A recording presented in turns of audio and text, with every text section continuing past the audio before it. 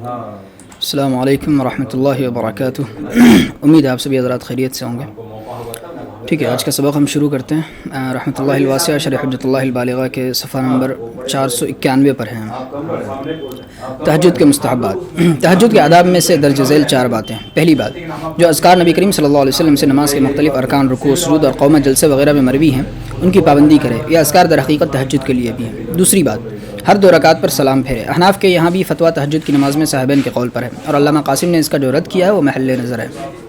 تیسری بات، تہجد سے فارغ ہو کر خوب گڑ گڑا کر دعا کرے۔ حضرت فضل بن عباس رضی اللہ عنہ سے یہ ارشاد مروی ہے کہ تہجد کی نماز 2 رکعتیں ہیں۔ ہر 2 رکعت پر تشہد یعنی قعدہ ہے، اور فریتنی کرنا، گڑ گڑانا اور مسکنت ظاہر کرنا ہے۔ پھر نماز سے فارغ ہو کر اپنے دونوں ہاتھ تیرے رب کی طرف اٹھا، درا حالے کے دونوں ہاتھوں کی ہتھیلیاں اپنے منہ کی طرف کرنے والا ہو، اور کہہ اے میرے رب، اے میرے رب۔ اور جس نے یہ نہیں کیا یعنی خوب گڑ گڑا کر دعا نہیں مانگی، وہ ایسا ہے اور ایسا ہے، یعنی اس کی نماز ناتمام ہے۔ اور حضرت صلی اللہ علیہ وسلم کی تہجد کی دعاؤں میں سے ایک دعا یہ ہے: اللہم اجعل فی قلبی نورا وفی بصری نورا وفی سمعی نورا وعن یمینی نورا وعن یساری نورا وفوقی نورا وتحتی نورا وامامی نورا وخلفی نورا واجعل لی نورا۔ کہ اللہ میرے دل میں روشنی کیجیے، میری آنکھوں میں روشنی، میری کانوں میں روشنی، میری دائیں جانب روشنی، میری بائیں جانب روشنی، میرے اوپر روشنی، میرے نیچے روشنی، میرے آگے روشنی اور میرے پیچھے روشنی، اور میرے لیے روشنی کیجیے۔ یہ دعا گڑ گڑا کر کرے۔ چوتھی بات، نبی کریم صلی اللہ علیہ وسلم نے تہجد کی مختلف رکعتیں پڑھی ہیں۔ کم از کم وطر کے ساتھ 7 رکعتیں مروی ہیں، اور زیادہ سے زیادہ 17 رکعتیں ہیں۔ بس جو تعداد بھی پڑھے وہ سنت ہے، اور صحیح ترین روایت 11 رکعتوں کی اور اس کے بعد 13 رکعتوں کی ہے۔ تہجد اور وطر ایک نماز ہیں یا 2، اور وطر واجب ہے یا سنت؟ تہجد اور وطر کی روایت میں بہت الجھاؤ ہے، اس لیے مجتہدین کرام کی آراء بھی مختلف ہیں۔ امام حنیفہ، امام مالک اور امام احمد رحمہ اللہ کے نزدیک وطر اور صلاۃ اللیل 2 الگ الگ نماز ہیں۔ پھر امام حنیفہ رحمۃ اللہ علیہ کے نزدیک وطر 3 رکعتیں، 2 قعدوں اور 1 سلام کے ساتھ ہیں اور واجب ہیں، اور امام مالک رحمۃ اللہ علیہ کے نزدیک وطر 3 رکعتیں، 2 سلام سے مستحب ہیں، 1 سلام سے مکروہ ہے، اور وطر سنت ہیں۔ اور امام احمد رحمہ اللہ کے نزدیک وطر صرف 1 رکعت ہے اور سنت ہے، اور اس سے پہلے تہجد کا 2 گانا ضروری ہے۔ امام شافعی رحمۃ اللہ علیہ کے نزدیک تہجد اور وطر ایک ہی نماز ہیں، فرق بس برائے نام ہے، اور دونوں سنت ہیں، مگر وطر زیادہ مؤکد ہے۔ ان کے نزدیک 1 تا 11 سب وطر بھی ہیں اور صلاۃ اللیل بھی ہیں، جس قدر چاہے پڑھ سکتا ہے۔ البتہ قاضی ابو طیب شافعی فرماتے ہیں کہ صرف 1 رکعت وطر پڑھنا مکروہ ہے۔ امام شافعی رحمۃ اللہ علیہ کے نزدیک وطروں کی آخری رکعت علیحدہ سلام سے پڑھے گا۔ حضرت شاہ صاحب کی رائے اس مسئلے میں امام شافعی رحمۃ اللہ علیہ کے موافق ہے۔ فرماتے ہیں کہ بنیادی بات یہ ہے کہ صلاۃ اللیل ہی وطر ہے، یعنی دونوں ایک ہی نماز ہے، اور وہی مفہوم ہے اس ارشاد نبوی کا کہ اللہ تعالیٰ نے تمہارے لیے ایک نماز کی کمک بھیجی ہے اور وہ وطر کی نماز ہے، بس اس سے پڑھو عشاء اور فجر کے درمیان۔ شاہ صاحب اس روایت سے غالباً اس طرح استدلال کرتے ہیں کہ عشاء اور فجر کے درمیان جو بھی نماز پڑھی جائے گی وہ وطر ہے، بس وہی صلاۃ اللیل بھی ہے۔ اگر استدلال اس طرح ہے تو عجیب ہے۔ عشاء اور فجر کے درمیان تو عشاء کے بعد کی سنتیں بھی پڑھی جاتی ہیں، اور رمضان میں تراویح بھی پڑھی جاتی ہے، جو قیام رمضان ہے اور ایک مستقل نماز ہے۔ سوال، صلاۃ اللیل طاق کیوں ہے؟ جواب، طاق عدد مبارک عدد ہے، اس لیے رسول اللہ صلی اللہ علیہ وسلم نے صلاۃ اللیل کو طاق مشروع کیا ہے، اور طاق کی فضیلت اس ارشاد نبوی سے ثابت ہے، بے شک اللہ تعالیٰ یکتا ہیں، طاق کو پسند کرتے ہیں، پس اے حافظو وطر پڑھو۔ سوال، وطر سنت کیوں ہے؟ جواب، چونکہ رات میں نماز کے لیے اٹھنا پرمشقت کام ہے، واقع توفیق حضرات ہی اس کی طاقت رکھتے ہیں، اس لیے نبی کریم صلی اللہ علیہ وسلم نے اس کو عام قانون نہیں بنایا، یعنی ہر شخص پر وطر کی نماز لازم نہیں کی۔ سوال، جب وطر ہی صلاۃ اللیل ہے تو سونے سے پہلے ان کو پڑھنے کی اجازت کیوں ہے؟ صلاۃ اللیل کا وقت تو آخری رات ہے۔ جواب، اس کی وجہ بھی وہی ہے جو اوپر گزری کہ رات میں اٹھ کر نماز پڑھنا ہر کسی کے بس کی بات نہیں، اس لیے سونے سے پہلے وطر کی اجازت دی اور آخری رات میں پڑھنے کی ترغیب دی۔ ارشاد فرمایا، جسے اندیشہ ہو کہ وہ آخری رات میں نہیں اٹھ سکے گا تو وہ شروع رات میں وطر پڑھ لے، اور جسے امید ہو کہ وہ آخری رات میں اٹھ جائے گا تو وہ آخری رات میں وطر پڑھے۔ بس بے شک رات کی نماز حاضری کا وقت ہے اور وہ بہتر ہے، اور برحق بات یہ ہے کہ وطر سنت ہے، البتہ دیگر سنتوں سے زیادہ مؤکد ہے، اور یہ بات حضرت علی، حضرت ابن عمر اور حضرت عبادہ ابن ثابت رضی اللہ تعالیٰ عنہ نے بیان فرمائی ہے۔ حضرت علی رضی اللہ عنہ کی روایت تو وہ ہے جو ابھی اوپر گزری، انہوں نے صرف حفاظ کو وطر پڑھنے کا حکم دیا ہے، اگر وطر واجب ہوتے تو سب پر ضروری ہوتے۔ حضرت ابن عمر رضی اللہ عنہ کی روایت امام مالک رحمۃ اللہ علیہ نے موطا میں بیان کیا ہے کہ ایک شخص نے حضرت ابن عمر رضی اللہ عنہ سے وطر کے بارے میں دریافت کیا کہ کیا وہ واجب ہے؟ آپ نے جواب دیا، رسول اللہ صلی اللہ علیہ وسلم نے وطر پڑھے ہیں اور مسلمان وطر پڑھتے ہیں۔ وہ شخص بار بار اپنا سوال دہراتا رہا، اور حضرت ابن عمر رضی اللہ عنہ یہی فرماتے رہے کہ رسول اللہ صلی اللہ علیہ وسلم نے وطر پڑھا اور مسلمان وطر پڑھتے ہیں، اگر وطر واجب ہوتے تو ابن عمر صاف جواب دے دیتے۔ حضرت عبادہ رضی اللہ عنہ کی روایت امام مالک، ابو داؤد، نسائی اور ابن ماجہ نے روایت کی ہے کہ آپ سے پوچھا گیا کہ ابو محمد نامی ایک عالم کہتے ہیں کہ وطر واجب ہے، آپ نے فرمایا ابو محمد غلط کہتے ہیں۔ میں نے حضرت صلی اللہ علیہ وسلم کو یہ فرماتے ہوئے سنا کہ 5 نمازیں ان کو اللہ تعالیٰ نے بندوں پر فرض کیا ہے، بس جو ان کو ادا کرے ان میں سے ذرا بھی ضائع نہ کرے، ان کے حق کو ہلکا سمجھتے ہوئے، تو اس کے لیے اللہ کے پاس عہد ہے کہ وہ اس کو جنت میں داخل کریں، اور جو ان 5 نمازوں کو ادا نہ کرے تو اس کے لیے اللہ کے پاس عہد ہے کہ وہ اس کو جنت میں اور جو ان 5 نمازوں کو ادا نہ کرے تو اس کے لیے اللہ کے پاس کوئی عہد و پیمان نہیں، اگر چاہیں تو اس کو سزا دیں اور چاہیں تو اس کو جنت میں داخل کر دیں۔ فائدہ، واجب ایک فقہی اصطلاح، اس کا درجہ فرض اور سنت مؤکدہ کے درمیان ہے. اس کا ثبوت دلیل قطعی ثبوت ظنی الدلالت سے یا ظنی الثبوت قطعی الدلالت سے، اور دونوں ظنی ہوں تو قرائن منضمہ سے ہوتا ہے. اور احکام کی اس کی مثال دیکھ لیں آپ. دلیل قطعی ثبوت ظنی الدلالہ کی مثال وعلی الذین یطیقونہ فدیۃ طعام مسکین. اس آیت سے صدقہ فطر مراد لیا گیا، مگر یہ دلالت قطعی نہیں کیونکہ روزے کا فدیہ بھی مراد ہو سکتا ہے. اس طرح ولیتکبروا اللہ علی ما ھداکم سے عید کی نماز مراد لی گئی ہے کیونکہ اس میں تکبیرات زوائد ہوتی ہیں، مگر یہ دلالت بھی یقینی نہیں ہے، مطلق بڑائی بیان کرنا بھی مراد ہو سکتا ہے. اور دلیل ظنی ثبوت قطعی الدلالہ کی مثال حدیث لا صلاۃ الا بفاتحۃ الکتاب ہے. یہ روایت اعلیٰ درجے کی صحیح ہے مگر خبر واحد ہے، اس لیے ثبوت کے اعتبار سے ظنی ہے، اور فاتحہ کی ضرورت پر اس کی دلالت قطعی اور یقینی ہے. لا نفی کمال کا احتمال بے دلیل ہے. پس اس حدیث سے نماز میں فاتحہ کا وجوب ثابت ہوگا. اور دلیل ظنی الثبوت والدلالہ مع قرائن منضمہ کی مثال خود وطر کا مسئلہ. اس مسئلے میں روایات کثیرہ کے علاوہ وجوب کے 4 قرائن موجود ہیں جن کی تفصیل کتاب میں، اور اس مسئلے میں دونوں باتیں ظنی اس طرح ہیں کہ روایت اگرچہ 19 ہیں مگر ان میں سے کوئی اعلیٰ درجے کی صحیح نہیں. ہر روایت کی سند میں تھوڑا بہت کلام ہے مگر مجموعہ حسن لغیری ہوتا ہے. مجموعہ حسن لغیری ہو کر قابل استدلال ہو جاتا ہے. اور دلالت ظنی اس طرح ہے کہ وطر کا اطلاق تہجد پر بھی کیا گیا، پس احتمال ہے کہ ان روایات میں وطر حقیقی مراد نہ ہو، تہجد مراد ہو، اس لیے دیگر قرائن کو ساتھ میں ملانے کی ضرورت پیش آئی. چلیے. اور احکام کی یہ درجہ بندی اور ان کے لیے الفاظ کی تخصیص دور اول میں نہیں ہوئی تھی، یہ کام مجتہدین کے دور میں تکمیل پذیر ہوا ہے. بس نصوص میں یہ اصطلاحی معنی مراد لینا درست نہیں، نصوص میں ان الفاظ کے لغوی معنی مراد لیے جائیں گے. نیز یہ بات بھی معلوم رہنی چاہیے کہ دور اول میں صلاۃ اللیل اور وطر چونکہ ایک ساتھ رات کے آخر میں پڑھے جاتے تھے، اس لیے روایات میں دونوں کے مجموعے پر صلاۃ اللیل کا بھی اطلاق کیا گیا اور صلاۃ الوطر کا بھی. اور کہیں حقیقت کا لحاظ کر کے دونوں نمازوں کو الگ الگ بیان کیا گیا، جیسے حضرت عائشہ رضی اللہ عنہا سے دریافت کیا گیا کہ رسول اللہ صلی اللہ علیہ وسلم وطر کتنے پڑھتے تھے. آپ نے فرمایا آپ صلی اللہ علیہ وسلم 4 اور 3 اور 6 اور 4 اور 3 اور 6 اور 3 اور 8 اور 3 اور 10 اور 3 وطر پڑھتے تھے اور 7 سے کم اور 13 سے زیادہ نہیں پڑھتے تھے. اس روایت میں حضرت عائشہ رضی اللہ عنہا نے اگرچہ مجموعہ پر وطر ہی کا اطلاق کیا مگر وطر حقیقی اور صلاۃ اللیل کو الگ بھی بیان کیا. بس روایات پڑھتے وقت یہ غور کرنا ضروری ہے کہ کہاں اطلاق مجازی ہے اور کہاں حقیقی. اس کا لحاظ کیے بغیر شاید صحیح نتیجے تک رسائی ممکن نہ ہو. اس کے بعد جانا چاہیے کہ حضرت علی رضی اللہ عنہ سے جو صرف حفاظ کو وطر پڑھنے کا مشورہ دیا تو اس سے مراد تہجد کی نماز ہے. چونکہ حفاظ وطر بھی تہجد کے بعد پڑھیں گے اس لیے مجموعے پر وطر کا اطلاق کیا گیا. اور آپ نے تمہید اس طرح اٹھائی ہے کہ الوطر لیس بحتم کصلاتکم المکتوبہ ولکن سن رسول اللہ صلی اللہ علیہ وسلم، کہ تہجد کی نماز اگرچہ فرائض کی طرح لازم نہیں مگر رسول اللہ صلی اللہ علیہ وسلم کا معمول رہا ہے، اس لیے حفاظ کو اس کا اہتمام کرنا چاہیے تاکہ قرآن محفوظ رہے.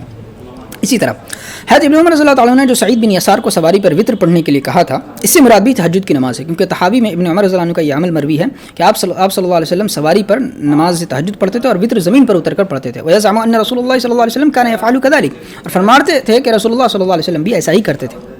حضرت ابن عمر رضی اللہ تعالیٰ نے وطر پر واجب کا اطلاق کرنے سے جو اعتراض کیا اس سے اصطلاحی واجب کی نفی نہیں نکلتی، کیونکہ آپ صلی اللہ علیہ وسلم نے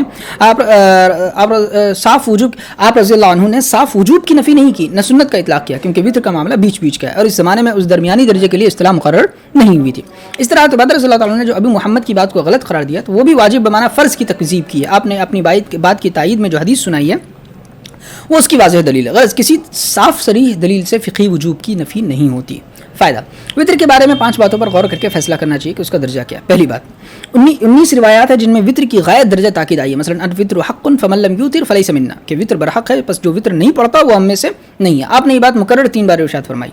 دوسری بات حضرت صلی اللہ علیہ وسلم نے وطر مواظبت تامہ کے ساتھ ادا فرمایا، زندگی میں ایک بار بھی ترک نہیں فرمایا. اگر وطر واجب نہ ہوتے تو بیان جواز کے لیے ایک ہی بار سے ہی آپ وطر ترک فرماتے تاکہ امت حقیقت حال سے واقف ہوتی. تیسری بات وطر کا وقت مقرر ہے، یعنی عشاء کی نماز کے بعد سے طلوع فجر تک اس کا وقت ہے اور یہ شان فرائض کی ہے، نوافل کے لیے اس طرح اوقات کی تعین نہیں کی گئی. چوتھی بات اگر کوئی شخص وطر پڑھنا بھول جائے یا سوتا رہ جائے تو یاد آنے پر یا بیدار ہونے پر اس کی قضا ضروری ہے اور یہ شان بھی فرائض کی ہے، نوافل اگرچہ وہ سنت مؤکدہ ہوں قضا نہیں ہے. پانچویں بات وطر نہ پڑھنے کی کسی مجتہد نے اجازت نہیں دی. جو حضرات سنت کہتے ہیں وہ بھی ترک وطر کے روادار نہیں. امام مالک رحمۃ اللہ علیہ فرماتے ہیں کہ جو وطر نہیں پڑھتا اس کو سزا دی جائے گی اور وہ مردود الشہادہ ہے. امام احمد رحمۃ اللہ علیہ فرماتے ہیں کہ جو شخص بالقصد وطر چھوڑتا ہے وہ برا آدمی ہے اور اس کی گواہی قبول نہیں کی جانی چاہیے. مذکورہ 5 باتوں کے مجموعے میں غور کیا جائے تو وطر کی مشابہت فرائض سے صاف نظر آئے گی اور یہ بات سبھی ائمہ نے تسلیم کر لیا. ائمہ ثلاثہ بھی اگرچہ وطر کو سنت کہتے ہیں مگر وہ اس کے ترک کے روادار نہیں، جیسا کہ ابھی اوپر بیان ہوا.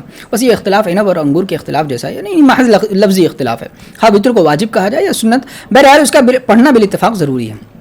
تہجد کی 11 رکعتوں کی حکمت. خارجہ بن حذیفہ رضی اللہ عنہ سے مروی کہ رسول اللہ صلی اللہ علیہ وسلم نے فرمایا کہ بے شک اللہ تعالیٰ نے تمہارے پاس ایک نماز بطور کمک بھیجی ہے جو تمہارے لیے سرخ اونٹوں سے بہتر ہے اور وہ وطر کی نماز ہے. اللہ تعالیٰ نے اس کو تمہارے لیے مقرر کیا ہے عشاء کی نماز اور طلوع فجر کے درمیان. تشریح بطور ایک کمک بھیجی ہے. میں اس طرف اشارہ ہے کہ وطر کی نماز محسنین کی ضرورت پیش نظر رکھ کر بھیجی گئی ہے. یہ نماز سب مسلمانوں پر لازم نہیں. اس کی تفصیل یہ ہے کہ شریعت نے احکام نازل کرنے میں تدریج ملحوظ رکھی ہے. ایک دم آخری حکم نازل نہیں کیا. مثبت اور منفی دونوں طرح کے احکام میں اس بات کا خیال رکھا ہے. مثلا لوگ شراب کے بری طرح عادی تھے, وہ ایک دم اس کو نہیں چھوڑ سکتے تھے, تو رفتہ رفتہ حرمت نازل ہوئی. اس طرح نمازیں لوگوں کی مقدرت کا یعنی اس کی قدرت کا خیال رکھ کر فرض کی گئیں. اولاً صرف 11 رکعتیں فرض کی گئیں کیونکہ لوگ اتنی ہی مقدار آسانی سے ادا کر سکتے تھے. پھر جب لوگوں کا ذوق و شوق بڑھ گیا تو 6 رکعتوں کا اضافہ کیا گیا. پھر نیکوکاروں کے لیے مزید 11 رکعتوں کی کمک بھیجی گئی جو اصل فرض رکعتوں کے بقدر ہے, کیونکہ حضرت صلی اللہ علیہ وسلم کو اس کا ادراک تھا کہ محسنین زائد مقدار کے محتاج ہیں. 17 رکعت سے ان کا کام بخوبی نہیں چل سکتا. غرض تہجد کی 11 رکعتیں اس لیے تجویز کی گئی ہیں کہ اصل فرض رکعتوں کی تعداد کے برابر ہیں. اور فرض نمازوں کی رکعتوں میں پہلا اضافہ تو ہر کسی کے لیے تھا, مگر یہ 11 رکعتوں کی کمک صرف محسنین کے لیے, یعنی یہ نماز سنت ہے, ہر مسلمان پر لازم نہیں. اور اس کی دلیل حضرت ابن مسعود رضی اللہ عنہ کا ارشاد ہے کہ آپ نے ایک بار لوگوں کے سامنے یہ حدیث بیان کی کہ ان اللہ وتر یحب الوتر اوتروا یا اہل القرآن. تو ایک گوار بولا رسول اللہ صلی اللہ علیہ وسلم کیا فرما رہے ہیں, یعنی اہل قرآن کو مخاطب بنا کر آپ نے کیا حکم دیا. حضرت ابن مسعود نے فرمایا لیس لک ولا لاصحابک, یہ نماز تیرے لیے اور تیرے جیسے گواروں کے لیے نہیں ہے, یہ تو محسنین کے لیے, فاضل قرآن کے لیے اور ان لوگوں کے لیے جو نیکوکاروں میں دلچسپی رکھتے ہیں. فائدہ بطور کمک بھیجی ہے. میں غور کیا جائے تو اس طرف اشارہ ہے کہ وطر حقیقی واجب ہے, کیونکہ ممد فی اصل فرض نماز ہے اور ممد بھی وطر ہیں اور ممد لہم مسلمان ہیں. اور کسی چیز میں اضافہ اصل کی جنس سے کیا جائے تو ہی امداد ہوتا ہے. فوج کی مدد کے لیے پیچھے سے فوجی روانہ کیا جائے تو وہ فوجی کمک ہے, اگر عام لوگ روانہ کیا جائے تو فوجی کمک نہیں ہے. غرض وطر حقیقی کا عملاً فرضوں کی طرح ہونا اس حدیث سے ثابت ہوتا ہے. اور حضرت خارجہ کی حدیث میں وطر حقیقی مراد ہے, نماز تہجد مراد نہیں. حضرت ابن مسعود رضی اللہ عنہ سے مروی روایت ان اللہ وطر میں, جس کو حضرت علی رضی اللہ عنہ بھی روایت کرتے ہیں, وطر سے مجازاً تہجد کی نماز مراد ہے. اور ظاہر ہے کہ تہجد کی نماز گواروں کے لیے نہیں, وہ تو بالفعل یا بالقوہ نیکوکاروں ہی کے لیے. فائدہ تہجد کی رکعتوں کی تعداد کے سلسلے میں حضرت صلی اللہ علیہ وسلم کا معمول بندھا ٹکا نہیں تھا. 11 سے کم و بیش رکعتیں بھی آپ نے پڑھی ہیں. بس 11 کی حکمت بیان کرنے سے بہتر کوئی ایسی عام حکمت بیان کرنا ہے جو تہجد کی تمام روایات کو اپنے جلو میں لے لے. اور وہ یہ ہے کہ معراج میں 50 نمازیں یعنی 50 رکعتیں فرض کی گئی تھی. اصل نماز ایک ہی رکعت ہے, 2 کا مجموعہ شفا ہے. پھر اللہ تعالیٰ نے کرم فرمایا اور تخفیف کر کے نمازیں 5 کر دی اور ثواب 50 کا باقی رکھا. مگر یہ 5 مسجد کی حاضری کے اعتبار سے ہیں, کیونکہ اصل دشواری اسی میں تھی. اور رکعتوں کی تعداد میں کمی کر کے 11 فرض کی, پھر پہلا اضافہ کر کے ان کو 17 کر دیا, پھر دوبارہ کمک بھیج کر 20 کی تعداد کر دی. بس اب کل نمازیں 20 ادا کرنی ہے, مگر مسجد کی حاضری 5 ہی بار ہے. اس اعتبار سے کوئی اضافہ نہیں ہوا. اور چونکہ یہ نصب تخفیف کے لیے ہوا تھا اس لیے اصل مقدار کا استحباب باقی ہے. اور محسنین کا سردار جو ہمت و قوت میں بے مثال تھے, اصل تعداد پوری کرتے تھے. آپ کی شب و روز کی تمام نمازوں کی رکعتوں کا مجموعہ دیکھا جائے تو وہ 50 سے کم ہرگز نہیں رہے گا, بڑھ جائے تو کوئی حرج نہیں. ان میں سے فرض, واجب اور سنت مؤکدہ تو آپ ہمیشہ پابندی سے معین وقت میں ادا فرماتے تھے, اور باقی تعداد مختلف اوقات میں پوری فرماتے تھے. یہی وجہ ہے کبھی اشراق, چاشت اور اوابین پڑھنے کی اور کبھی نہ پڑھنے کی, اور یہی وجہ ہے تہجد کی رکعتوں میں کمی بیشی کی. اور وطر کی 3 رکعتیں اس لیے مقرر کی گئی کہ مغرب کی وجہ سے 50 کی تعداد پوری نہیں ہوگی, ایک کم رہے گی یا ایک بڑھ جائے گی, کیونکہ 50 جو ہے جفت ہے. اس لیے رات میں وطر کا اضافہ کیا گیا تاکہ رات اور دن کے وطر مل کر جفت ہو جائیں اور 50 کا عدد تکمیل پذیر ہو. اللہ عالم. وطر کے اذکار. پہلا ذکر, رسول اللہ صلی اللہ علیہ وسلم نے اپنے نواسے حضرت حسن رضی اللہ عنہ کو قنوت میں پڑھنے کے لیے دعا تعلیم فرمائی. اللهم اهدني فيمن هديت وعافني فيمن عافيت وتولني فيمن توليت وبارك لي فيما اعطيت وقني شر ما قضيت فانك تقضي ولا يقضى عليك انه لا يذل من واليت ولا يعز من عاديت تباركت ربنا وتعاليت. اے اللہ مجھے ہدایت عطا فرما ان بندوں میں شامل کر کے جن کو آپ نے ہدایت عطا فرمائی, اور مجھے عافیت عطا فرما ان بندوں میں شامل کر کے جن کو آپ نے عافیت عطا فرمائی, اور میرا کارساز بن جا ان بندوں میں شامل کر کے جن کی آپ کارسازی فرماتے ہیں, اور مجھے برکت عطا فرما ان چیزوں میں جو آپ نے عطا فرمائی, اور مجھے بچا لے ان فیصلوں کے اثرات بد سے جو آپ نے کیے ہیں. بس بے شک آپ فیصلہ کرتے ہیں اور آپ کے خلاف کوئی فیصلہ نہیں کیا رہتا. بے شک شان یہ ہے کہ وہ شخص رسوا نہیں ہوتا جس کو آپ دوست بنا لیں, اور وہ شخص عزت نہیں پاتا جس سے آپ دشمنی رکھیں. آپ برکت والے ہیں اے ہمارے پروردگار, اور آپ کی شان بہت بلند ہے. فائدہ, بعض روایات میں آخر میں استغفرک و اتوب الیک بھی آیا, یعنی میں آپ سے گناہوں کی بخشش چاہتا ہوں اور آپ کی طرف رجوع کرتا ہوں. اور بعض روایت میں اس کے بعد یہ درود بھی آیا صلی اللہ علیہ نبی, یعنی اور بے پایا رحمت نازل فرمائے اللہ تعالیٰ نبی پاک پر. فائدہ, اکثر ائمہ نے وطر میں پڑھنے کے لیے اسی قنوت کو اختیار فرمایا, اور حنفیہ میں جو قنوت رائج ہے یعنی اللہم انا نستعینک وغیرہ, اس کو ابن ابی شیبہ اور طحاوی وغیرہ نے حضرت عمر ابن مسعود رضی اللہ عنہ سے روایت کیا. بس بہتر یہ ہے کہ دونوں قنوت یاد کر لے اور کبھی یہ اور کبھی وہ پڑھے. فائدہ حضرت حسن والا قنوت جو ہے وہ مشکات حدیث 1273 میں ہے، البتہ ولا یعز من عادیت کا جملہ بحقی وغیرہ میں ہے۔ دوسرا ذکر حضرت علی رضی اللہ عنہ سے مروی کہ رسول اللہ صلی اللہ علیہ وسلم وطر کے آخر میں یہ دعا کیا کرتے تھے، اللہم انی اعوذ بک برضاک من سخطک وبمعافاتک من عقوبتک واعوذ بک منک لا احصی ثناء علیک انت کما اثنیت علی نفسک، یعنی اللہ تعالیٰ میں آپ کی ناراضگی سے آپ کی رضامندی کی پناہ چاہتا ہوں، اور آپ کی سزا سے آپ کی عافیت بخشی کی پناہ چاہتا ہوں، اور آپ سے آپ کی پناہ چاہتا ہوں، یعنی میں آپ کی ثنا کا حق ادا نہیں کر سکتا، آپ ویسے ہی ہیں جیسے آپ نے اپنی تعریف کی ہے۔ فائدہ ممکن ہے آپ صلی اللہ علیہ وسلم یہ دعا قنوت کے طور پر پڑھتے ہیں، اور یہ بھی ممکن ہے کہ آخری قادم سلام سے پہلے یا سلام کے بعد یہ دعا کرتے ہوں، اور یہ بھی ممکن ہے کہ وطر کے سجدے میں یہ دعا کرتے ہوں۔ مسلم شریف کی ایک روایت میں اس کی صراحت ہے۔ تیسرا ذکر حضرت ابی بن کعب رضی اللہ عنہ سے مروی کہ رسول اللہ صلی اللہ علیہ وسلم جب وطر کا سلام پھیرتے تھے تو کہتے تھے سبحان الملک القدوس، اور نسائی کی روایت میں یہ دفعہ ہے کہ یہ کلمہ 3 دفعہ کہتے تھے، اور تیسری دفعہ یہ کلمہ بلند آواز سے کہتے تھے۔ وطر میں مسنون قرات ہے۔ عائشہ رضی اللہ عنہ سے مروی کہ رسول اللہ صلی اللہ علیہ وسلم وطر کی پہلی رکعت میں سورۃ الاعلی، دوسری رکعت میں سورۃ الکافرون، تیسری رکعت میں سورۃ الاخلاص اور معوذتین پڑھتے تھے۔ اور نسائی نے حضرت عبد الرحمن بن ابزہ اور امام احمد نے حضرت ابی بن کعب سے اور دارمی نے حضرت ابن عباس سے یہی روایت کی ہے، مگر ان حضرات نے تیسری رکعت میں معوذتین کا ذکر نہیں کیا۔ شاہ صاحب فرماتے ہیں کہ آپ یہ قرات اس وقت فرماتے تھے جب وطر کی تینوں رکعتیں ایک ساتھ پڑھتے تھے۔ فائدہ ایسی کوئی صریح روایت میرے علم میں نہیں ہے جس میں یہ بات آئی ہو کہ حضرت صلی اللہ علیہ وسلم نے وطر کی تیسری رکعت سلام پھیرنے کے بعد پڑھی ہے یا کبھی صرف ایک رکعت وطر پڑھی ہے۔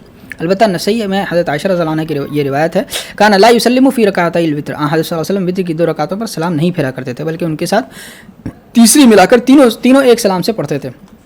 رہی روایت کان یوتر برکعتن یا آپ کا ارشاد اوتر برکعتن، تو اس کے مفہوم میں اختلاف ہے۔ ائمہ ثلاثہ کے نزدیک ان روایت کا مطلب ہے کہ حضرت صلی اللہ علیہ وسلم ایک رکعت علیحدہ پڑھا کرتے تھے اور اسی کا آپ نے حکم دیا تھا، مگر احناف کے نزدیک ان روایت کا مطلب ہے کہ آپ ایک رکعت کو دوگانہ کے ساتھ ملا کر اس کو طاق بناتے تھے، اور آپ نے یہی حکم بھی دیا ہے کہ تہجد 2 رکعتیں پڑھتے رہو، پھر جب صبح کا اندیشہ ہو تو 2 پر سلام نہ پھیرو بلکہ دوگانہ کے ساتھ ایک رکعت ملا کر پڑھو، اولاً یہ 3 رکعتیں طاق ہو جائیں، پھر وہ رات کی نماز میں شامل ہو کر سب کو طاق بنا دیں گے۔ غرض جب اس روایت کے 2 مطلب ہیں تو یہ روایت صریح نہ رہی، اور پہلا مطلب کسی صریح روایت سے مؤید نہیں، اور دوسرا مطلب نسائی کی روایت سے مؤید ہے۔ علاوہ ازیں روات وطر کی 3 رکعتوں کی قرات تو بیان کرتے ہیں، روات وطر کی 3 رکعتوں کی قرات تو بیان کرتے ہیں، مگر کوئی راوی صرف ایک روایت کی قرات بیان نہیں کرتا۔ یہ بھی واضح قرینہ ہے کہ معمول نبوی وطر کی 3 رکعتیں ایک ساتھ پڑھنے کا تھا۔ اللہ اعلم۔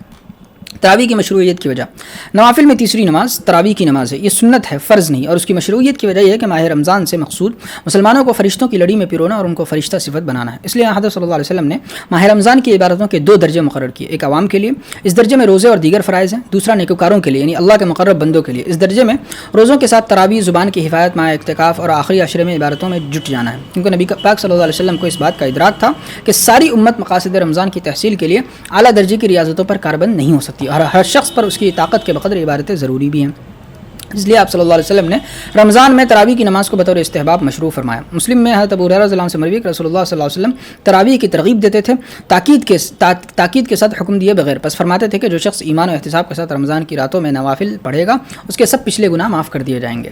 دور نبوی میں تراویح جماعت سے کیوں نہیں پڑھی گئی؟ نبی کریم صلی اللہ علیہ وسلم کا معمول رمضان کے آخری عشرے میں اعتکاف کرنے کا تھا، آپ کے لیے مسجد میں بوریے کا حجرہ بنا دیا جاتا تھا، آپ اسی میں رات میں نوافل ادا فرماتے تھے اور لوگ اپنے گھروں میں اور مسجد میں نوافل میں مشغول رہتے تھے۔ ایک رات اچانک آپ حجرے سے باہر تشریف لائے اور مسجد میں موجود لوگوں سے فرمایا آؤ میں تمہیں نماز پڑھاؤں۔ صبح جب اس بات کا چرچا ہوا تو اگلی رات میں لوگ کافی تعداد میں جمع ہو گئے، یہ امید لے کر کہ شاید آج بھی آپ نوافل پڑھائیں۔ آپ حسب امید تشریف لائے اور نماز پڑھائی تو اب لوگوں کو غالب گمان ہو گیا کہ آپ اسی طرح ہر رات نوافل پڑھائیں گے، چنانچہ تیسری رات مسجد میں تل دھرنے کی جگہ نہ رہی، مگر آپ تشریف نہ لائے۔ لوگوں نے خیال کیا کہ شاید آنکھ لگ گئی ہے، اس لیے کسی نے کھنکارا، کسی نے حجرے کی چٹائی پر کنکری ڈالی کہ آواز سے آنکھ کھل جائے، تاہم آپ تشریف نہ لائے۔ لوگ مایوس ہو کر منتشر ہو گئے۔ صبح آپ نے فرمایا میں رات برابر تمہارا طرز عمل دیکھتا رہا، یہاں تک کہ مجھے اندیشہ ہوا کہ یہ نماز تم پر فرض کی جائے، اور اگر یہ نماز تم پر فرض کی جائے گی تو تم اس کو نبھا نہ سکو گے۔ تشریح احکام کی تشریح کی ایک صورت ایک نبی اور امت دونوں کسی حکم کو چاہیں تو وہ حکم لازم کر دیا جاتا ہے، اور کوئی ایک بھی پیچھے ہٹے تو وہ حکم لازم نہیں کیا جاتا۔ مثلا روایات سے حضرت صلی اللہ علیہ وسلم کی شدید خواہش کا پتہ چلتا ہے کہ ہر نماز سے پہلے مسواک کو ضروری قرار دیا جائے، اور آپ نے اپنی اس خواہش کا لوگوں سے اظہار بھی فرمایا، مگر لوگوں نے صد مہری کا مظاہرہ کیا، ان کی طرف سے کوئی پرجوش جواب نہ ملا تو مسواک لازم نہ ہوئی۔ اور حج کی مثال آگے آئے گی کہ آپ سے بار بار سوال کیا گیا کہ حج ہر سال فرض ہے، آپ نے تیسری مرتبہ سوال کے جواب میں فرمایا کہ نہیں، اور یہ بھی فرمایا کہ اگر میں ہاں کہہ دیتا تو ہر سال حج کرنا فرض ہو جاتا اور وہ تمہاری استطاعت سے باہر تھا۔ اس طرح باجماعت تراویح کے معاملے میں بھی لوگوں کی طرف سے انتہائی جوش و خروش دیکھنے میں آیا، مگر نبی امت کے ذہن میں ایک اندیشہ آیا اور آپ نے قدم پیچھے ہٹا لیا تو یہ نماز بھی لازم نہ ہوئی، مگر 2 دن آپ کا نماز پڑھانا باجماعت تراویح کے استحسان پر دلالت کرتا ہے، اس لیے جب فرضیت کا اندیشہ نہ رہا تو اللہ تعالیٰ نے صحابہ و تابعین کو موفق کیا اور انہوں نے باجماعت تراویح کا نظام چلایا. یہ شاہ صاحب کی بات کا خلاصہ ہے. اب یہی بات آپ کے الفاظ میں پڑھیں تو فرماتے ہیں کہ لوگوں پر وہی عبادتیں لازم کی جاتی ہیں جن پر ان کے نفوس مطمئن ہوں, اور تراویح کے معاملے میں یہ بات صحابہ کے طرز عمل سے صاف ظاہر ہو رہی تھی. مگر نبی کریم صلی اللہ علیہ وسلم کو اندیشہ ہوا کہ اگر امت کا ہر اول دستہ اس نماز کا عادی بن گیا اور وہ اس عبادت میں کوتاہی کو اللہ کے دین میں کوتاہی تصور کرنے لگا, یا یہ عبادت دین کا شعار بن گئی, تو قرآن میں اس کی فرضیت نازل ہوگی اور آئندہ نسلوں کے لیے یہ حکم بھاری ہوگا. اور یہ اندیشہ آپ کو اس وقت لاحق ہوا جب آپ نے محسوس کیا کہ حکمت خداوندی چاہتی ہے کہ مسلمان فرشتوں کی مشابہت اختیار کریں, اور آپ کو یہ بھی احساس ہوا کہ کچھ بعید نہیں کہ یہ نماز معمولی تشہیر سے اور اس پر لوگوں کے قلوب مطمئن ہونے سے اور اس کا غایت درجہ اہتمام کرنے سے لازم کر دی جائے, اس لیے آپ نے قدم پیچھے ہٹا لیا. مگر آپ کو جو احساس ہوا تھا وہ برحق احساس تھا, اور اللہ تعالیٰ نے آپ کی فراست کو اس طرح سچا کر دکھایا کہ آپ کے بعد لوگوں کے دلوں میں یہ بات الہام فرمائی کہ وہ اس عبادت کا پورا اہتمام کریں. چنانچہ صحابہ نے جماعت کا نظام بنا کر اس نماز کو امت میں رائج کیا. حضرت علی رضی اللہ عنہ نے فرمایا کہ اللہ تعالیٰ عمر کی قبر کو منور کریں جس طرح انہوں نے ہماری مسجدوں کو منور کیا. یہ ارشاد دعائے خیر کے علاوہ تراویح کے اہتمام پر بھی دلالت کرتا ہے. تراویح مغفرت کا سبب کس طرح ہوتی ہے؟ حدیث حضرت ابو ہریرہ رضی اللہ عنہ سے مروی ہے کہ رسول اللہ صلی اللہ علیہ وسلم نے فرمایا کہ جو شخص رمضان کے روزے ایمان و احتساب کے ساتھ رکھے گا اس کے سب پچھلے گناہ معاف کر دیے جائیں گے, اور جو شخص رمضان کی راتوں میں ایمان و احتساب کے ساتھ نوافل پڑھے گا اس کے سب پچھلے گناہ معاف کر دیے جائیں گے, اور جو شخص شب قدر میں ایمان و احتساب کے ساتھ نوافل پڑھے گا اس کے سب پچھلے گناہ معاف کر دیے جائیں گے. جو شخص مذکورہ بارہ رمضان کی عبادتوں کے 2 درجوں میں سے درجہ اولیاء پر عمل پیرا ہوتا ہے, وہ اپنے اندر رحمت الہی کے جھونکوں کو جمنے کا موقع دیتا ہے, اور جہاں یہ جھونکے جگہ پکڑتے ہیں ملکیت ابھرتی ہے اور بہیمیت کے نقوش یعنی برائیاں مٹ جاتی ہیں, اور رحمت خداوندی گناہوں کی گندگی کو دھو دیتی ہے. فائدہ. اور ایمان و احتساب کا مطلب ہے کہ عمل کی بنیاد اللہ کی خوشنودی حاصل کرنا ہو, اور اللہ اور رسول نے جس اجر و ثواب کا وعدہ کیا اس پر کامل یقین ہو. یہ بات ذہن میں مستحضر کر کے عمل کیا جائے تو عمل آسان بھی ہو جاتا ہے اور جاندار بھی. باجماعت 20 رکعت تراویح پڑھنے کی حکمت ہے.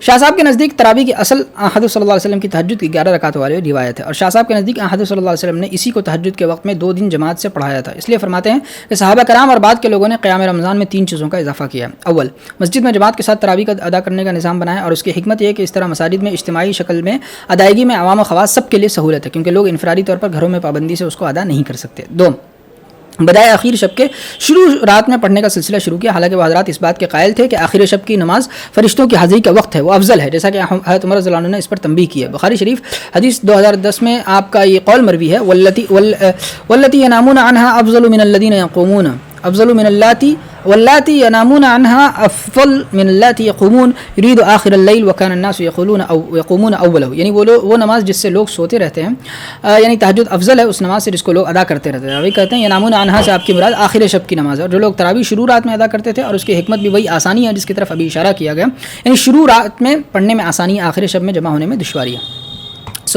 تراویح کی 11 کے بجائے 20 رکعتیں مقرر ہے, اور اس کی حکمت یہ ہے کہ صحابہ نے دیکھا کہ نبی کریم صلی اللہ علیہ وسلم نے نیکوکاروں کے لیے پورے سال میں تہجد کی 11 رکعتیں متعین کی. بس صحابہ نے فیصلہ کیا کہ ماہ رمضان میں جبکہ مسلمان ملائکہ کے ساتھ مشابہت اختیار کر کے سمندر میں غوطہ زن ہوتے ہیں, رکعتوں کی اتنی تعداد کافی نہیں, کم از کم 2 چند تو ہونی چاہیے, اور 11 کا دوگنا 22 تھا جو جفت عدد تھا. بس یا تو 10 کا اضافہ کیا جائے یا 12 کا, اور چونکہ رمضان عبادتوں کا مہینہ تھا اس لیے بجائے 10 کے صحابہ نے 12 کا اضافہ کیا, بس مجموعہ 23 ہو گیا. معطا میں روایت ہے کہ حضرت عمر رضی اللہ عنہ نے پہلے 11 رکعتیں پڑھانے کا حکم دیا تھا جن سے لوگ فجر سے کچھ ہی دیر پہلے فارغ ہوتے تھے. پھر آپ نے رکعتوں کی تعداد بڑھا کر 20 کر دی جو وطر کے ساتھ 23 ہو جاتی ہے, اور قرات ہلکی کرنے کا حکم دیا. فائدہ. فیض الباری شرح بخاری صحیح البخاری وغیرہ میں ہے کہ امام ابو یوسف رحمۃ اللہ علیہ نے ابو حنیفہ رحمۃ اللہ سے دریافت کیا کہ حضرت عمر رضی اللہ عنہ کے پاس تراویح کی 20 رکعتوں کے لیے حضرت صلی اللہ علیہ وسلم کی جانب سے کوئی عہد تھا. امام حنیفہ نے جواب دیا کہ حضرت عمر رضی اللہ عنہ اپنی طرف سے ایجاد کرنے والے نہیں تھے, یعنی یقیناً ان کے پاس اس کا کوئی ثبوت تھا. اور بیہقی, طبرانی, ابن ابی شیبہ, بغوی اور عبید بن عبد بن حمید نے ایک ضعیف روایت ابن عباس رضی اللہ عنہ سے یہ نقل کی ہے کہ نبی کریم صلی اللہ علیہ وسلم ماہ رمضان میں بغیر جماعت کے 20 رکعتیں اور وطر پڑھتے تھے. بس مذکورہ حکمت کی مؤید یہ دلیل نقلی بھی ہو گئی. علاوہ ازیں حضرت عمر رضی اللہ عنہ کا وہ ارشاد جو ابھی بیان ہوا ہے صاف اشارہ کرتا ہے کہ اولاً آپ نے جو 11 رکعت پڑھانے کا حکم دیا تھا اور جس کو تہجد کے وقت جاری رکھا جاتا تھا اس کا مدار تہجد کی روایت پر تھا, مگر بعد میں یہ بات واضح ہو گئی کہ رمضان میں بھی تہجد اپنی جگہ پر ہے اور قیام رمضان اس کے علاوہ نماز ہے. چنانچہ آپ نے اس قیاس کی بنا پر جو شاہ صاحب نے بیان کیا ہے یا اس روایت کی بنا پر جس کو حضرت ابن عباس رضی اللہ عنہ نے روایت کیا, رکعتوں کی تعداد بڑھا دی اور قرات میں تخفیف کر دی تاکہ لوگ تراویح سے فارغ ہو کر سو جائیں اور آخر شب میں اٹھ کر حسب معمول تہجد ادا کریں. بس یہ کہنا تو درست ہے کہ اولاً تراویح کی رکعتوں کی تعداد کا مدار تہجد کی روایت پر رکھا گیا تھا, مگر آخر میں یہ صورتحال بدل گئی تھی اور رمضان میں شروع رات میں نوافل پڑھنے کا معمول تو دور نبوت سے چلا آ رہا تھا. حضرت ابو ذر رضی اللہ عنہ کی روایت میں صراحت ہے کہ حضرت صلی اللہ علیہ وسلم نے پہلے دن جماعت سے تراویح کی نماز تہائی رات تک پڑھائی. یہ بات اسی وقت معقول ہے جبکہ شروع رات ہی سے نماز شروع کی گئی ہو, بس وقت میں تبدیلی کی بات بھی غور طلب ہے. یہاں اگر کوئی یہ خیال کرے کہ جب 20 رکعتوں کی بنیاد حضرت ابن عباس رضی اللہ عنہ کی روایت ہے اور تراویح کے وقت میں بھی کوئی تبدیلی عمل میں نہیں آئی اور باجماعت نماز پڑھنے کی بھی اصل ہے, تو آخر حضرت عمر رضی اللہ عنہ نے بدعت حسنہ کس چیز کو فرمایا؟ اس کا جواب سمجھنے کے لیے پہلے وہ روایت سامنے آنی ضروری ہے.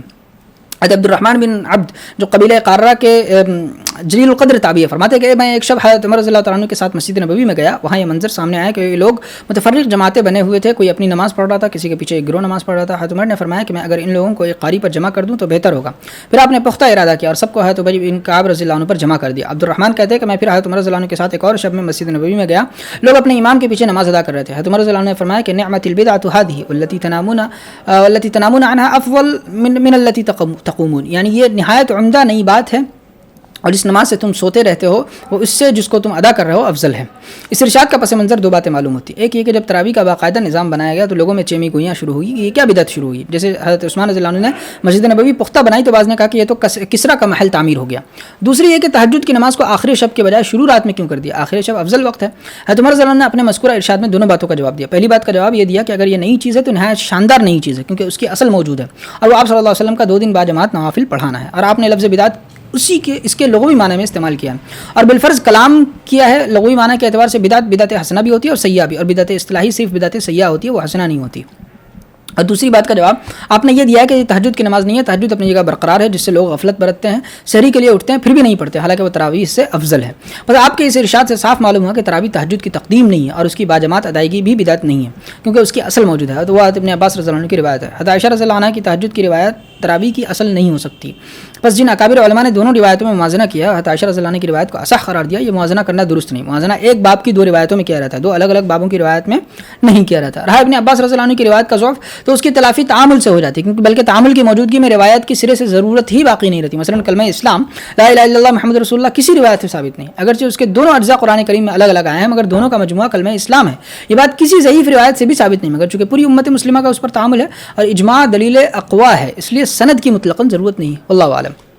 نماز چاشت کی حکمت، اشراق کے نوافل شاہ صاحب کے نزدیک مستقل نماز نہیں ہے، وہ ہر دن کے اعتکاف کی نہایت ہے، اور چاشت کے نوافل کی 2 حکمتیں ہیں۔ پہلی حکمت، دن 4 پہروں میں تقسیم ہوتا ہے، ہر پہر 3 گھنٹوں کا ہوتا ہے اور 3 گھنٹے وقت کی اچھی خاصی مقدار ہے۔ عرب و عجم کے نزدیک دن کے اجزاء میں سے جو مقدار کثرت کے لیے مستعمل ہے ان میں 3 گھنٹے کثرت کی ابتدائی مقدار ہے، یعنی جب لوگ 1 گھنٹہ یا 2 گھنٹہ بولتے ہیں تو تھوڑا وقت مراد لیتے ہیں، اور جب 3 گھنٹے بولتے ہیں تو کافی دیر مراد لیتے ہیں، مگر یہ ذاتی کا ابتدائی درجہ ہے۔ طویل وقفے کے لیے کئی گھنٹے یا آدھا دن یا دن بھر کا محاورہ مستعمل ہے۔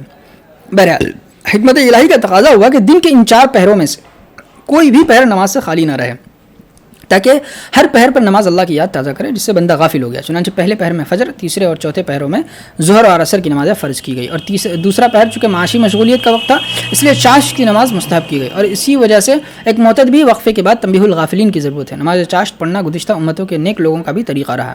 مسلم شریف کی اس روایت میں اس نماز کو اوابین یعنی اللہ کی طرف بہت زیادہ رجوع ہونے والے بندوں کی نماز کہا گیا، بس ہر نیک آدمی کو اس نماز کا اہتمام کرنا چاہیے۔ دوسری حکمت، دن کا ابتدائی حصہ رزق کی تلاش اور معاشی مشغولیت کا وقت ہے، اور یہ خرخش غفلت کا سبب بنتے ہیں، اس لیے اس وقت میں ایک نماز مسنون کی گئی تاکہ وہ نفس کی غفلت کے ظہر کے لیے تریاق کا کام دے، جیسے بازار میں جانا غفلت کا باعث ہو سکتا تھا، اس لیے یہ ذکر مسنون کیا، لا الہ الا اللہ وحدہ لا شریک لہ لہ الملک ولہ الحمد یحیی و یمیت وہو حی لا یموت بیدہ الخیر وہو علی کل شیء قدیر۔ نماز چاش کی مقدار اور اس کی فضیلت، نماز چاش کی 3 مقداریں اور ان کے فضائل درج ذیل ہے۔ پہلی مقدار 2 رکعتیں، اور اس کی فضیلت میں یہ روایت آئی کہ رسول اللہ صلی اللہ علیہ وسلم نے فرمایا کہ تم میں سے ہر شخص کے جوڑ پر ہر صبح میں صدقہ واجب ہے، بس ہر تسبیح صدقہ ہے، اور ہر تحمید صدقہ ہے، اور ہر تہلیل صدقہ ہے، اور ہر تکبیر صدقہ ہے، اور بھلائی کا حکم دینا صدقہ ہے، برائی سے روکنا صدقہ ہے، اور کافی ہے ان سب سے 2 رکعتیں جو آدمی چاشت کے وقت پڑھے۔ اور انسان کے جوڑ پر صدقہ اس لیے واجب ہے کہ صبح کو آدمی جب اس حالت میں اٹھتا ہے کہ اس کا ہر جوڑ صحیح سلامت ہے تو اللہ کی اس عظیم نعمت کا شکریہ ادا کرنا ضروری ہے، اور وہ شکریہ نیکیوں کی ادائیگی کے ذریعے ہی ادا ہو سکتا ہے۔ اور نیکیوں کی فہرست لمبی ہے، اور نیکیوں میں نماز سب سے بڑی عبادت ہے کیونکہ اس میں انسان کے سارے ہی اعضاء، اس کے تمام جوڑ اور تمام باطنی قوا شریک رہتے ہیں، بس چاش کی 2 رکعتیں پڑھنے سے ہر جوڑ کا شکریہ پوری طرح ادا ہو جاتا ہے۔ دوسری مقدار 4 رکعتیں، اور اس کی فضیلت میں یہ حدیث قدسی آئی، اللہ تعالیٰ ارشاد فرماتے ہیں، اے فرزند آدم تو دن کے ابتدائی حصے میں 4 رکعتیں میرے لیے پڑھ لے، میں دن کے آخری لمحے تک تیری کفایت کروں گا۔ شاہ صاحب اس حدیث کا مطلب یہ بیان کرتے ہیں کہ 4 رکعتیں نفس کی اصلاح کے لیے کافی نصاب ہیں، اگر کوئی شام تک اصلاح نفس کے لیے کوئی دوسری عبادت نہ بھی کرے تو یہ عبادت اس کے لیے کافی ہے۔ عام طور پر علماء اس حدیث کا یہ مطلب بیان کرتے ہیں کہ اللہ تعالیٰ شام تک اس کے مسائل حل فرماتے ہیں۔ تیسری مقدار 4 سے زائد جیسے 8 رکعتیں یا 12 رکعتیں ہے، تو مہانی رضی اللہ عنہ کی روایت میں آپ کا فتح مکہ کے دن 8 رکعت وقت چاشت پڑھنا مروی ہے۔ حضرت انس رضی اللہ عنہ سے آپ کا یہ ارشاد مروی ہے کہ جو چاشت کی 12 رکعتیں پڑھے گا اللہ تعالیٰ اس کے لیے جنت میں سونے کا محل بنائیں گے۔ اس حدیث میں جو ثواب بیان کیا گیا وہ پابندی سے چاشت کی نماز پڑھنے کا ہے، اور چاشت کی نماز کا بالکل صحیح وقت وہ ہے جب سورج بلند ہو جائے اور اونٹنی کے بچوں کے پیر جلنے لگے۔ مسلم شریف کتاب المسافرین میں یہی وقت بیان کیا گیا ہے۔ نماز استخارہ کی حکمت، استخارہ خیر سے بنا، اس کے معنی اللہ تعالیٰ سے بہتری طلب کرنا. بسا اوقات ایسا ہوتا ہے کہ آدمی اہم کام کرنا چاہتا ہے مگر اسے کام کا انجام معلوم نہیں ہوتا. ایسی صورت میں سمجھداروں سے مشورہ کرنا بھی مسنون ہے. نماز استخارہ پڑھ کر اور استخارہ کی تعلیم فرمودہ دعا مانگ کر اللہ تعالیٰ سے رہنمائی طلب کرنا بھی مسنون ہے.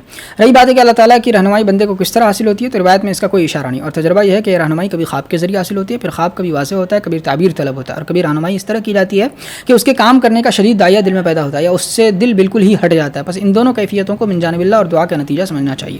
اور اگر استخارے کے بعد بھی تذبذب باقی رہے تو استخارے کا عمل مسلسل جاری رکھے، اور جب تک کسی ایک طرف رجحان نہ ہو جائے کوئی عملی اقدام نہ کرے. اور استخارہ کرنے کے لیے کوئی مدت متعین نہیں. حضرت عمر رضی اللہ تعالیٰ نے جو 1 ماہ تک استخارہ کیا تھا تو 1 ماہ پر آپ کو شرح صدر ہو گیا تھا. اگر شرح صدر نہ ہوتا تو آپ آگے بھی استخارہ جاری رکھتے. حضرت شاہ صاحب نے استخارے کی 2 حکمتیں بیان فرمائی. پہلی حکمت، زمانے جاہلیت میں دستور تھا کہ جب کوئی اہم کام کرنا ہوتا، مثلا سفر یا نکاح یا کوئی بڑا سودا کرنا ہوتا، تو وہ تیروں کے ذریعے فال نکالا کرتے تھے. یا تیر کعبہ شریف کے مجاور کے پاس رہتے تھے، ان میں سے کسی تیر پر لکھا رہتا امرنی ربی اور کسی پر لکھا رہتا نہانی ربی. کوئی تیر بے نشان تھا، اس پر کچھ لکھا ہوا نہیں تھا. مجاور تھیلا ہلا کر فال طلب کرنے والے سے کہتا کہ ہاتھ ڈال کر ایک تیر نکال. اگر امرنی ربی والا تیر نکلتا تو وہ شخص کام کرتا، نہانی ربی والا تیر نکلتا تو وہ کام سے رک جاتا، بے نشان تیر ہاتھ میں آتا تو دوبارہ فال نکالی جاتی. سورۃ المائدہ آیت نمبر 3 کے ذریعے اس کی حرمت نازل ہوئی، اور وہ حرمت کی 2 وجہیں. ایک یہ کہ یہ ایک بے بنیاد عمل ہے، محض اتفاق ہے. جب تھیلے میں ہاتھ ڈالا جائے تو کوئی نہ کوئی تیر ضرور ہاتھ آئے گا. دوم یہ کہ یہ اللہ تعالیٰ پر افطرا جھوٹا الزام ہے. اللہ پاک نے کہاں حکم دیا اور کب منع کیا، اور افطرا حرام ہے. نبی کریم صلی اللہ علیہ وسلم نے لوگوں کو فال کی جگہ استخارے کی تعلیم دی، اور اس میں حکمت یہ ہے کہ جب بندہ رب علیم سے رہنمائی کی التجا کرتا ہے اور وہ اپنے معاملے کو اپنے مولا کے حوالے کرتا ہے اور ان کی مرضی معلوم کرنے کا شدید خواہش مند ہوتا ہے اور وہ اللہ کے دروازے پر جا پڑتا ہے اور اس کا دل ملتجی ہوتا ہے، تو ممکن نہیں کہ اللہ تعالیٰ اپنے بندے کی رہنمائی اور مدد نہ فرمائے. اللہ تعالیٰ کی طرف سے فیضان کا باب کھلتا ہے اور اس پر معاملے کا راز کھولا جاتا ہے. بس استخارہ محض اتفاق نہیں بلکہ اس کی مضبوط بنیاد ہے. دوسری حکمت، استخارے کا سب سے بڑا فائدہ ہے کہ انسان فرشتہ صفت بن جاتا ہے. استخارہ کرنے والا اپنی ذاتی رائے سے نکل جاتا ہے اور اپنی مرضی کو خدا کی مرضی کے تابع کر دیتا ہے، اور اس کی بہیمیت ملکیت کی تابعداری کرنے لگتی ہے، اور وہ اپنا رخ پوری طرح اللہ کی طرف جھکا دیتا ہے. تو اس میں فرشتوں کی سی خوبو پیدا ہو جاتی ہے. ملائکہ الہام ربانی کا انتظار کرتے ہیں، اور جب ان کو الہام ہوتا ہے تو وہ داعیہ ربانی سے اس معاملے میں اپنی والی پوری کوشش خرچ کرتے ہیں. ان میں سے کوئی داعیہ نفسانی نہیں ہوتا. اس طرح جو بندہ بکثرت استخارہ کرتا ہے وہ رفتہ رفتہ فرشتوں کے مانند ہو جاتا ہے. ملائکہ کے مانند بننے کا یہ ایک تیر بہدف مجرب نسخہ ہے، جو چاہے آزما کر دیکھ لے. ٹھیک ہے، آج ہم یہیں تک رہنے دیتے ہیں. بہت بہت شکریہ. جزاکم اللہ خیر. والسلام علیکم ورحمۃ اللہ وبرکاتہ.